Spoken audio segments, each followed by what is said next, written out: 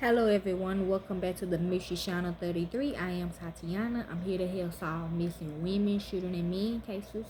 We are here to break the codes if we see any. We are here to see where their bodies are located if they know. And we also here to see if they are alive, deceased, bodysuited, change anything to see or misidentity. So let's begin. This was sent to me last night. They just posted a whole movie on Max. They wanted me to watch it, but I decided I just had to just do these on here. Okay, so go on Max and watch the movie. Okay, this is titled "The Double Adoption and Murder That Confounded Police of Cousins." Okay, we're sisters, but they say they cousins. The disappearance of 10-year-old Lyric Cook and her 8-year-old cousin Elizabeth Collins hit the Avondale, Ohio clan like an atomic bomb, destroying individuals, couples, and close-knit family ties that to this day had yet to fully heal. Driven by input from virtually everyone associated with the case. Oh, I'm associated with it now. Matt's 3-part taken together. Who Killed Lyric and Elizabeth, August the 8th, so it been on the channel. Is a thorough and compassionate examination of relatives and law enforcement's investigation into the girl's plight. What it proffers ultimately is a definite answer to its title question, but rather a snapshot of the pain, fury, and annihilation wrought by senseless, mysterious tragedy. First-time director Dylan Cyrus was a local news photographer when the call came over the police radio that Lyric and Elizabeth had vanished while riding bikes in their neighborhood around noon on July the 13th, 2012. Over the ensuing years, he covered the story from every angle, including conducting hundreds of interviews with the principal players, and that material formed the foundation of Taken Together. Who Killed Lyric and Elizabeth? Yes, they died together. Okay. Yeah, they had to do some weird shit, but she shows her to do weird shit with. Okay, you know what I mean. From the outset, Lyric and Elizabeth's death, so they still got Lyric, they still got Elizabeth's body. They ain't got Lyric body, okay? You know what that means too. Disappearance garnered regional and then national attendance, and a completely irrevocable altered the lives of Elizabeth's mom and dad, Heather and Drew, and Lyric's. Okay, they saying it's more of her coming. Okay.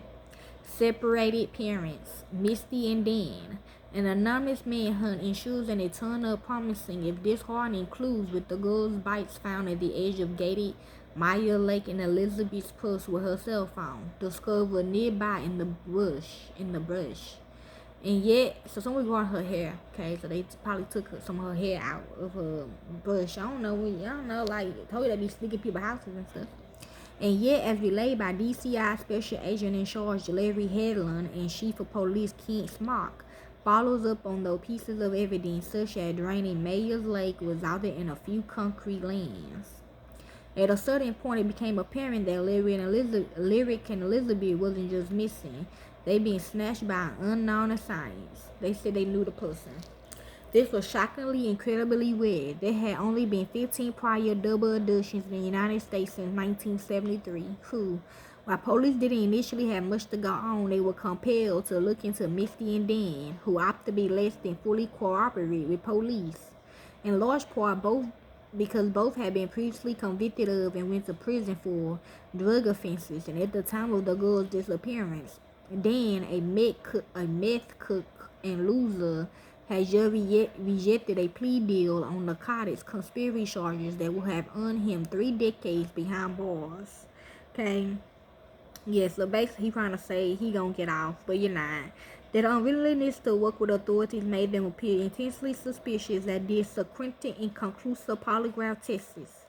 Theories arose that perhaps the girls had been taken as retaliation for a drug deal gone away, or because Dan's shady associate viewed his plea deal rejection as a sign that he was planning to turn state's evidence.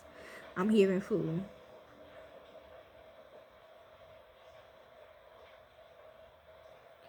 Blasted by home movie clips, archival photographs, and commentary from Drew, Heather, Misty, and Dan,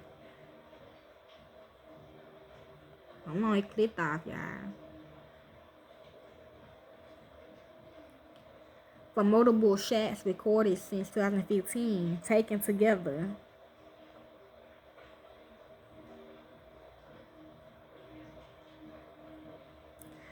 Who Killed Lyric and Elizabeth proves a comprehensive and deeply empathetic overview. Cyrus' interviews are rife with tears, heartache, and candid confessions about the tormented feelings that never go away.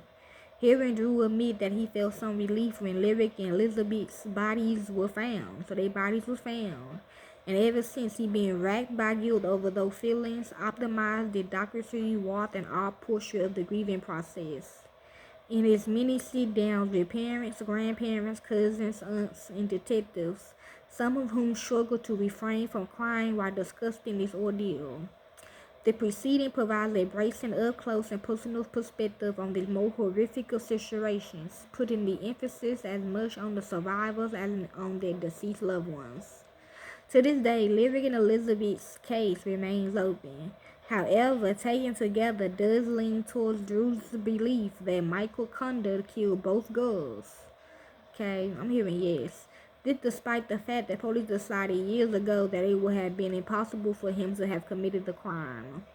Via conversation with two ex-cons, Roy Conkling and Chris Ricketts, KKK members, Drew obtained new information that supports his opinion, and though it's not enough to change law enforcement's mind, current DCI agent Scott Rieger pronounced that his team is still working the investigation.